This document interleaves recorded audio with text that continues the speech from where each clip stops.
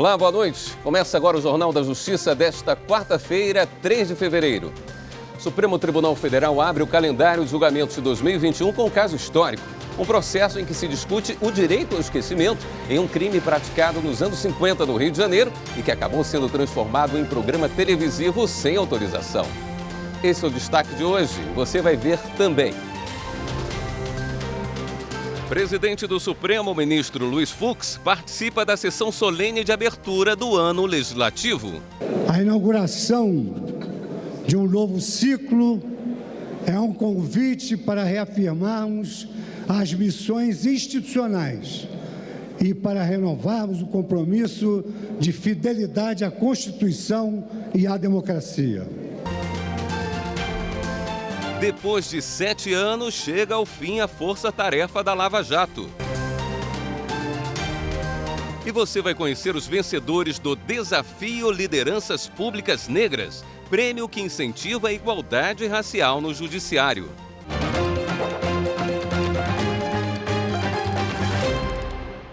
Na primeira sessão plenária do ano, os ministros do Supremo Tribunal Federal começaram a julgar um caso envolvendo o chamado direito ao esquecimento.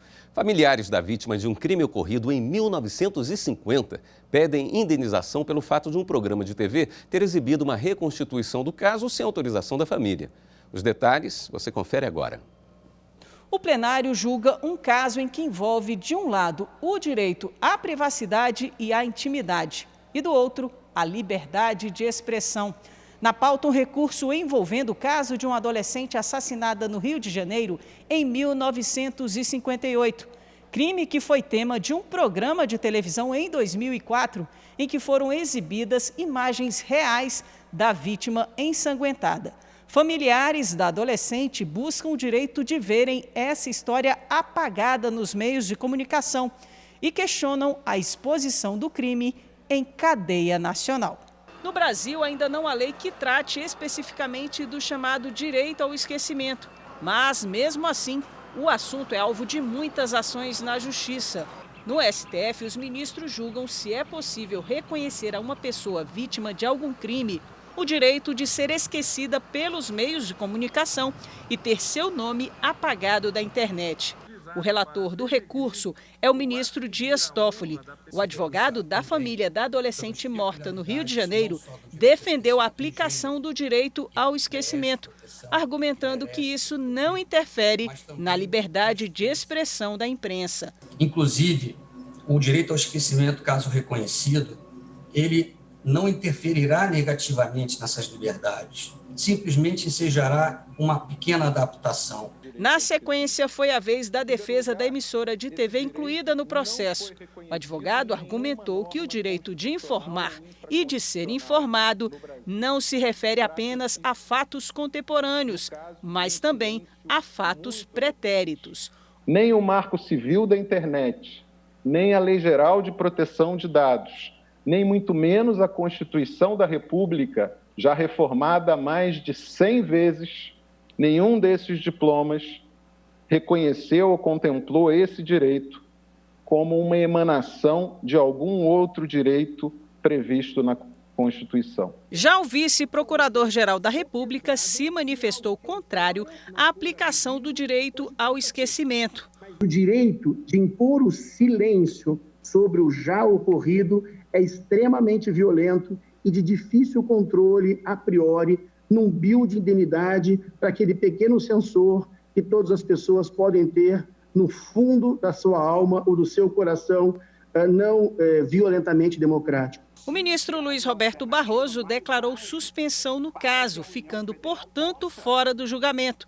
O relator do recurso, o ministro Dias Toffoli, deu início à leitura do voto dele. Não raro buscam os doutrinadores estabelecer um conceito para o direito ao esquecimento, embasando-se em tais precedentes que, como visto, são significativamente distintos na lida com pretensões voltadas ao ocultamento de dados ou fatos dentro de contextos específicos.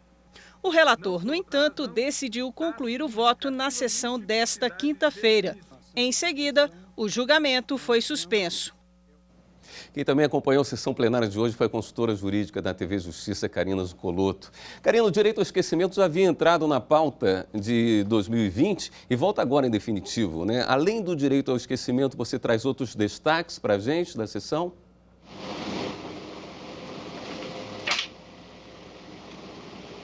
Boa noite, Karina. Deixa eu ver se ela está recebendo o nosso áudio. Olá, William. Esse julgamento, sem dúvida alguma, é o julgamento de grande destaque da sessão plenária de amanhã, já que ele será retomado, como a gente viu na reportagem da Marta Ferreira. Mas, além desse caso, que é um caso histórico e que a decisão recorrida do Tribunal de Justiça do Rio de Janeiro decidiu que o direito de indenização ou de reparação de danos só é devido em caso de utilização da imagem ou de informações que ofendam a honra das pessoas ou que, porventura, a imagem e o nome dessas pessoas tenham sido utilizados de forma comercial. Não era o caso concreto, decidiu por negar o direito de indenização e contra essa decisão veio esse recurso extraordinário que amanhã a gente acompanha a conclusão ou a continuidade do voto do ministro relator Dias Toffoli. Mas não é o único caso a ser julgado amanhã.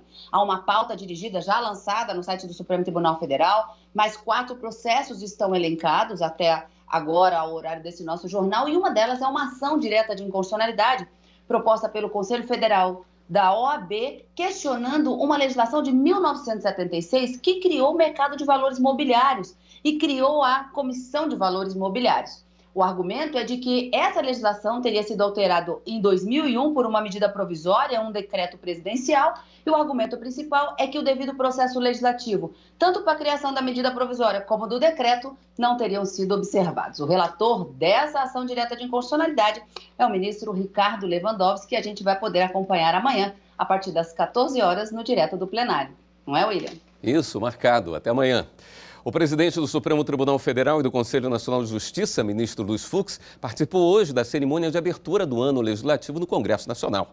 Ele defendeu o diálogo entre os poderes e o fortalecimento da democracia. A sessão solene foi no plenário da Câmara dos Deputados. O novo presidente do Senado, Rodrigo Pacheco, que comanda as sessões conjuntas da Câmara e do Senado, abriu os trabalhos. O presidente Jair Bolsonaro apresentou a mensagem do Executivo ao Legislativo. Reafirmamos nosso compromisso com o Brasil e desejamos que os autênticos interesses do povo brasileiro se sobreponham a quaisquer outros, que, dessa forma, possamos dar continuidade à construção de um Estado mais simples, eficiente e focado em servir o cidadão. O presidente do Supremo Tribunal Federal, ministro Luiz Fux, falou em seguida, defendeu a Constituição e a democracia. A inauguração de um novo ciclo é um convite para reafirmarmos as missões institucionais e para renovarmos o compromisso de fidelidade à Constituição e à democracia. Fux lembrou que 2020 foi marcado para toda a humanidade como a passagem mais trágica desde a Segunda Guerra Mundial por causa da pandemia, mas destacou que os cidadãos e as instituições do país demonstraram capacidade de resiliência e de superação. Nesse processo de reação e de reconstrução nacional, o meu sentir como cidadão é de que a nossa Constituição sairá mais fortalecida dessa crise. O ministro Luiz Fux destacou ainda as ações do Judiciário em favor dos cidadãos e defendeu a harmonia entre os poderes. O Poder Judiciário ergueu debaixo de uma tempestade inúmeros instrumentos de defesa dos direitos fundamentais. Criou o Observatório dos Direitos Humanos, o Observatório do Meio Ambiente, o juízo 100% digital e os escritórios sociais para os advogados carentes de instrumentos para ingressar na justiça digital. Deveras, o Poder Legislativo atuou com brevidade e sensibilidade ao priorizar na ordem normativa em prol da sociedade temas da pandemia e de auxílio aos mais carentes e aos desvalidos. Nessa e outras iniciativas, senhores parlamentares, o Poder Judiciário brasileiro atuará sempre em harmonia com os poderes executivo e legislativo. É dizer, sem se olvidar do espaço de independência conferido a cada um dos braços do Estado, devemos construir soluções dialógicas para o fortalecimento da democracia constitucional e para o desenvolvimento nacional. Os novos presidentes da Câmara e do Senado também defenderam a harmonia entre os poderes.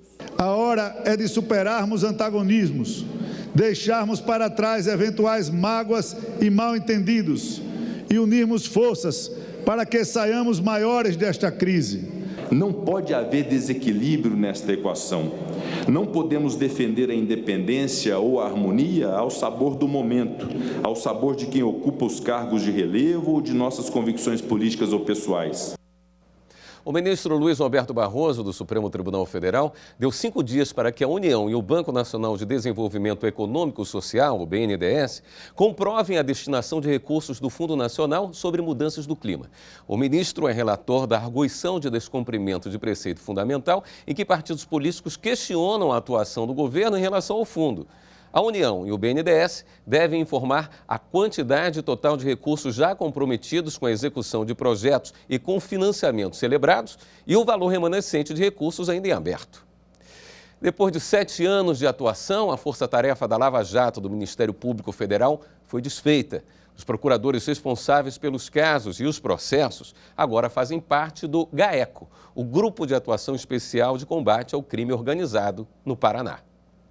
Em uma portaria assinada em dezembro do ano passado, a Procuradoria-Geral da República determinou que a força-tarefa da Lava Jato fosse desfeita e toda a ação passasse a integrar o Grupo de Combate à Corrupção no Paraná. Assim, o GAECO passou a contar com 9 procuradores, sendo que 5 deles se dedicarão aos trabalhos da Lava Jato. Em 7 anos de atuação, a Lava Jato teve 79 fases. Foram 130 denúncias, 533 acusados e 278 condenações. Quase 20 bilhões de reais foram recuperados entre acordos de colaboração premiada e leniência. E você vai ver a seguir os vencedores do prêmio que incentiva a igualdade racial no judiciário.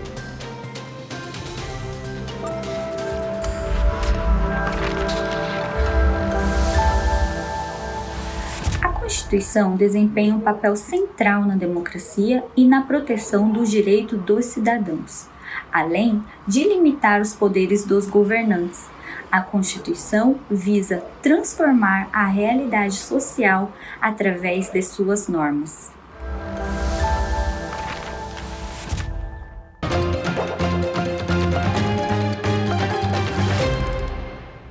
A Justiça Federal no Distrito Federal condenou Marluce Quadros Vieira Lima, mãe do ex-ministro Gedel Vieira Lima e do ex-deputado federal Lúcio Vieira Lima, a 10 anos de reclusão pelos crimes de lavagem de dinheiro e associação criminosa. A condenação é referente ao caso dos 51 milhões de reais encontrados em malas em um apartamento em Salvador. Amanhã, às 9 horas da manhã, tem sessão no Tribunal Superior do Trabalho. As sessões de julgamento na Corte vão continuar ocorrendo de forma telepresencial durante todo o primeiro semestre de 2021. A medida faz parte das ações de prevenção à disseminação do coronavírus. Desde abril do ano passado, as sessões do TST ocorrem de maneira telepresencial e têm valor jurídico equivalente ao das sessões presenciais, como a publicidade dos atos praticados e as prerrogativas processuais dos advogados e das partes. As sessões telepresenciais também são transmitidas em tempo real pelo canal do TST no YouTube e disponibilizadas na internet. Em fevereiro deste ano, elas passaram a ser realizadas exclusivamente pela plataforma Zoom, que será adotada em toda a Justiça do Trabalho. O motorista de ônibus conseguiu na Justiça aumentar em 10 vezes o valor de uma indenização por causa de problemas na coluna. Veja na reportagem. O motorista trabalhava na Real Expresso, em Uberaba, Minas Gerais. No processo, contou que a lesão que sofria era decorrente das condições de trabalho a que era submetido. Segundo ele, a empresa não se atentava às normas de segurança. Com isso, recorreu à Justiça. Ao julgar o caso, o TRT da 3ª Região, em Minas Gerais, entendeu que o trabalho contribuiu para o adoecimento do motorista e fixou indenização de R$ 1.500. Para o regional, o risco inerente à atividade poderia ter sido diminuído se a empresa tivesse proporcionado pausas regulares. O caso chegou ao Tribunal Superior do Trabalho. O ministro Maurício Godinho Delgado, relator do recurso na terceira turma, pontuou que, de acordo com o TRT, antes da lesão, o motorista tinha mais facilidade para desempenhar a atividade e que a dor causada havia limitado a capacidade de trabalho dele. Para o relator, diante desse quadro, o montante da indenização fixado pelo TRT está abaixo do padrão médio estabelecido pelo TST em casos análogos. Me pareceu muito baixo o valor de R$ 1.500. Esse é o pleito. Eu estou conhecendo e dando provimento parcialmente. E com relação ao valor dos danos morais, eu estou também considerando muito módico e passando para o valor de R$ 15 mil. Além disso, o relator também condenou a empresa ao pagamento de pensão mensal ao empregado, no valor de 5% do que ele recebia na época do adoecimento. A decisão foi unânime. O Tribunal Regional Federal da Primeira Região decidiu que o poder público não pode condicionar a liberação de carro apreendido ao pagamento de multas. A Polícia Rodoviária Federal apreendeu o carro alegando que o certificado de registro e licenciamento do veículo não havia sido renovado. O cidadão, então, pagou os valores referentes ao documento, mas ainda assim não conseguiu reaver o automóvel porque tinha multas vencidas. Ele entrou com uma ação na Justiça e o caso veio parar no Tribunal Regional Federal da Primeira Região, onde a 5ª Turma garantiu o direito do autor com base em jurisprudência do Superior Tribunal de Justiça. O entendimento foi de que não há previsão legal para condicionar a liberação do veículo ao prévio pagamento de multas. Os magistrados também consideraram o ato ilícito, porque a cobrança de multas não é ato autoexecutório e a administração pública deve cobrar o tributo por meio de provimento judicial pela inscrição em dívida ativa. O encontro e o Fórum de Juízas e Juízes Negros venceram o prêmio Desafio Lideranças Públicas Negras. O prêmio reconhece ações que busquem a redução da desigualdade racial. Fábio Francisco Esteves, juiz auxiliar do gabinete do ministro Edson Fachin, do Supremo Tribunal Federal. Edinaldo César dos Santos, juiz do Tribunal de Justiça de Sergipe. Foram eles que idealizaram 2 eventos para reunir a magistratura negra e falar dos impactos do racismo no Poder Judiciário. O encontro e o Fórum Nacional de Juízas e Juízes Negros, realizados desde 2017. O Prêmio Desafio Lideranças Públicas Negras foi criado para reconhecer ações que geram oportunidades para profissionais negros no setor público. A votação foi popular e online e contou com a participação de quase 12 mil brasileiros. O Fórum e o Encontro Nacional de Juízas e Juízes Negros conquistaram quase 42% dos votos. O Encontro de Juiz Negro tem uma importância extraordinária para a redução das desigualdades raciais. Este prêmio revela que a sociedade civil está preocupada com a maneira de como o serviço público se constitui enquanto diversidade racial. Por isso ele se revela como uma demanda para que o Poder Judiciário reduza as desigualdades raciais. No Judiciário, uma resolução do Conselho Nacional de Justiça garante a pessoas negras e pardas 20% das vagas em concurso público para cargos efetivos e ingresso na magistratura.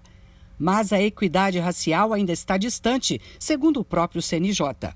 Um estudo do Conselho estima que o quadro de juízes só terá 22,2% de pessoas negras ou pardas em 2044. Vencer o prêmio significa, antes de tudo, dar visibilidade e fortalecer o trabalho por um sistema de justiça antirracista.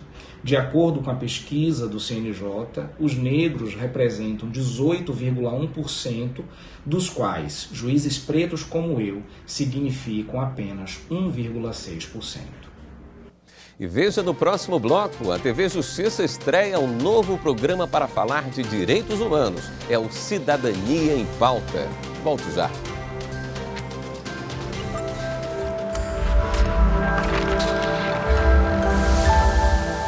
A Constituição de 1988, chamada Constituição Cidadã, lei máxima de um país, norteia os parâmetros das relações jurídicas, seus processos sociais assegurando a proteção dos direitos individuais e coletivos de seus cidadãos, trazendo o Estado democrático de direito e restaurando o equilíbrio entre os poderes da República. Muito foi conquistado, porém, ainda temos um longo caminho a percorrer nos campos da política, economia e principalmente no campo social para que nos tornemos, de fato, uma nação cidadã.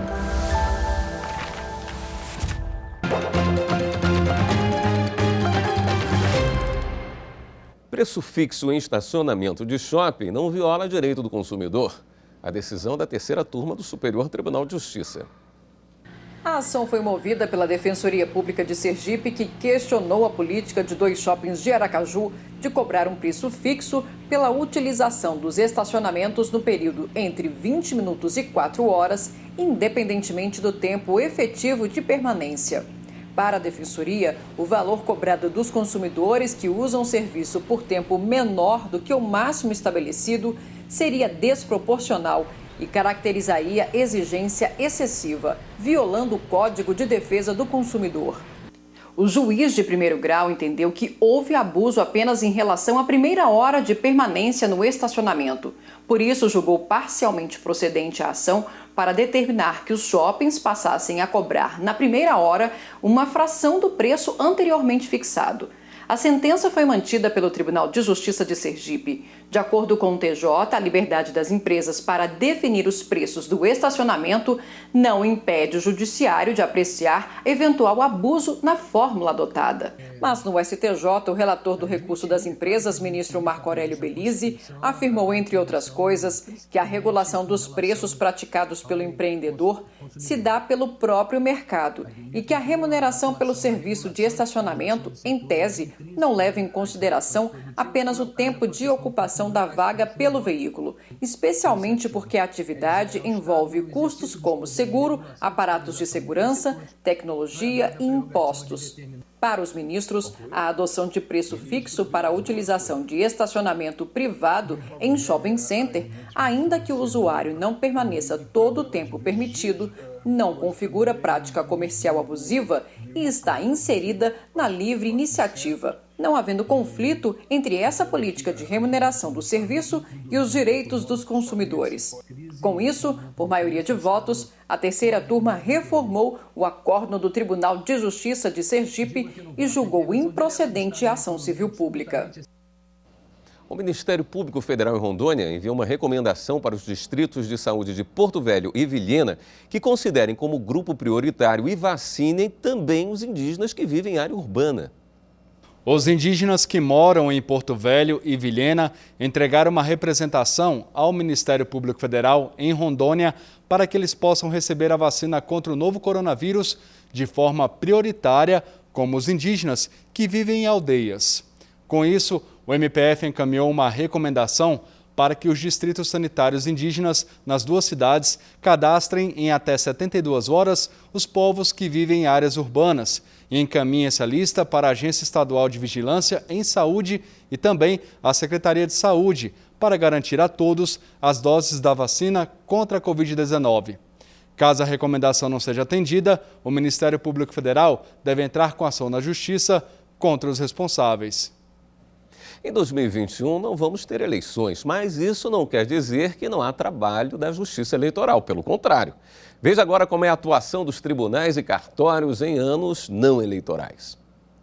Mais de 550 mil pessoas se candidataram a um cargo eletivo nas eleições de 2020. Claro que não dá para julgar todos esses pedidos de registro de uma hora para outra. Por isso, a Justiça Eleitoral ainda vai julgar várias ações das eleições do ano passado. Com os eleitos já empossados, o cadastro eleitoral vai ser reaberto. Assim, quem precisa transferir o domicílio, tirar a segunda via do título ou revisar os dados, vai poder realizar tudo isso. Na Justiça Eleitoral, é comum dizer que uma eleição começa assim que a votação anterior termina. Confuso? Calma. Funciona mais ou menos assim. Agora, em 2021, várias melhorias já vão ser feitas no sistema eletrônico de votação. Além disso, o TSE vai realizar audiências públicas e começar a elaborar as resoluções das eleições de 2022. Essas resoluções são um manual de instruções da votação e são feitas com a colaboração da sociedade. Estreia hoje na TV Justiça o programa Cidadania em Pauta. A proposta é falar sobre direitos humanos de maneira didática e contar belas histórias de brasileiros que lutam para ter as garantias respeitadas. No Cidadania em Pauta desta semana, vamos falar sobre um direito muito presente no nosso dia a dia, o de ir e vir. Como a acessibilidade é essencial para que todos os brasileiros acessem outras garantias, como educação, saúde e lazer. Cidadania é sempre pauta por aqui. Não perca a nossa estreia nesta quarta-feira, com reprises ao longo da semana. E duas últimas notícias do Supremo Tribunal Federal. O ministro Marco Aurélio encaminhou ao Procurador-Geral da República, Augusto Aras, notícia crime protocolada pelo Partido Democrático Trabalhista, o PDT, contra o presidente da República, Jair Bolsonaro. O partido alega suposto desvio de recursos públicos relativos ao gasto de R$ 1 bilhão e 800 milhões de reais em alimentos pelo Executivo em 2020. Como compete ao Procurador-Geral investigar e propor eventual ação penal por crime comum atribuído ao presidente da República, caberá a Aras a adoção das medidas que entender necessárias para a elucidação dos fatos. A outra decisão é do ministro Alexandre de Moraes. Ele determinou à Polícia Federal a abertura de inquérito para investigação de vazamento de informações de dados pessoais e sigilosos de ministros da Corte e outras autoridades. Na última segunda-feira, o presidente do STF, ministro Luiz Fux, pediu providências do caso que foi noticiado pelo jornal O Estado de São Paulo. Esta edição do Jornal da Justiça fica por aqui. Obrigado pela sua companhia, uma ótima noite. Até amanhã.